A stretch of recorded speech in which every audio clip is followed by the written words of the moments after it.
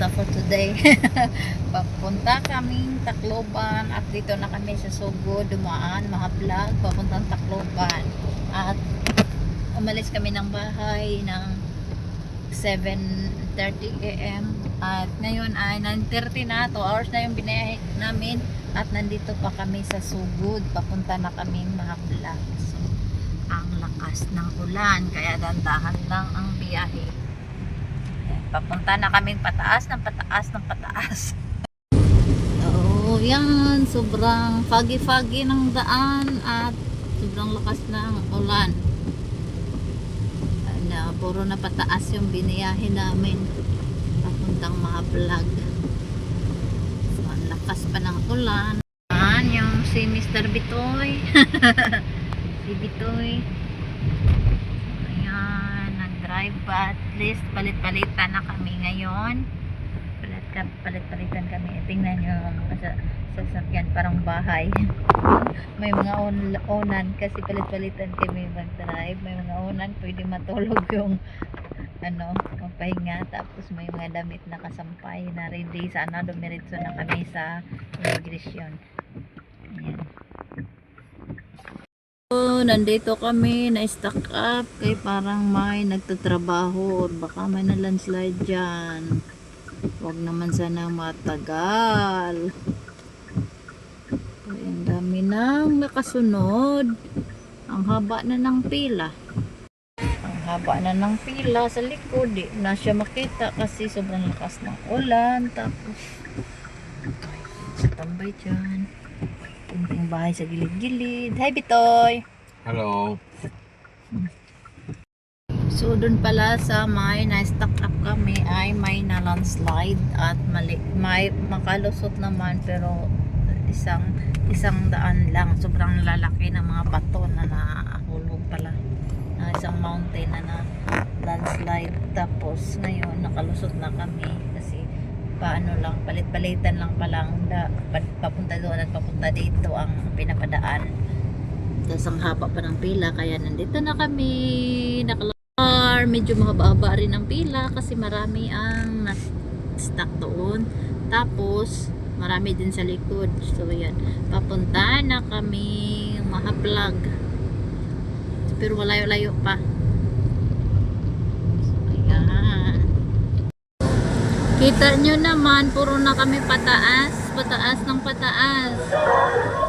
Tapos ano na siya, puro na siya paliko-liko, patas-taas, paliko-liko. Tapos ano na siya, medyo foggy na talaga siya. Nandito na kami sa taas. Tapos medyo malapit na tayo sa Agas-Agas Bridge. Tapos kita nyo, kahaba ng pila sa likod kasi na-stuck up nga. Tapos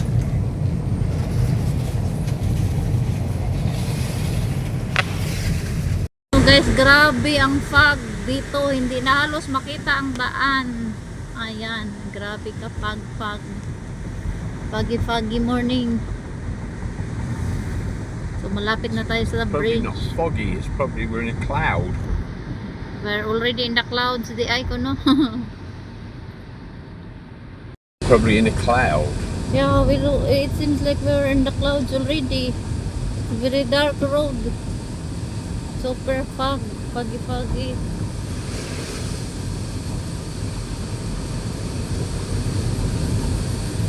Grabe, din na makita daan. Grabe. Ano na siya? Para ka talagang nasa cloud 9.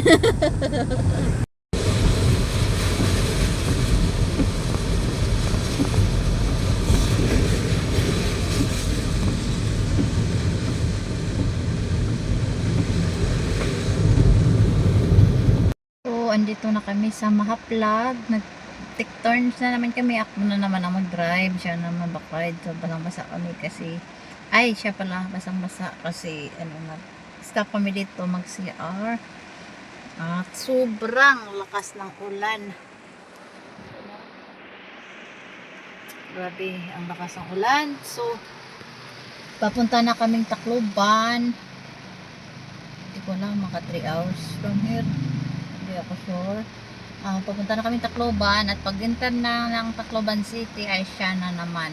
Dito ako sa medyo tahimik na lugar. Medyo malayo-layo pa, so palit-palitan muna kami. So imagine, napunta kami dito, kakaswap lang namin, ako nag-drive hanggang dito. Kami dito sa MacArthur. Yan, MacArthur na yan. Ako ang nag-drive mula doon hanggang dito. Tapos bigla akong natakot kay sobrang busy. Tacloban na pala. So, grabe, ang layo na nilagpas namin. Kasaswap lang namin, napunta kami dito sa MacArthur. Dito ko na siya na-stop kasi So it's alright, Lynn was only doing 90 on the ang main. layo na na-stop kaya wala akong ma-stopan. So, ang dami kong na takbuhan na sobrang busy na. Buti na manage ko din. So, ayan. Punta kami dito sa MacArthur. So, ayan. Pupunta na kami doon. So, ayan. Papunta na kami. Balik na naman kami sa stoplights kasi nag-wrong turn kami. Ang layo na inikot namin. So, hopefully this time ay papunta na kami sa immigration.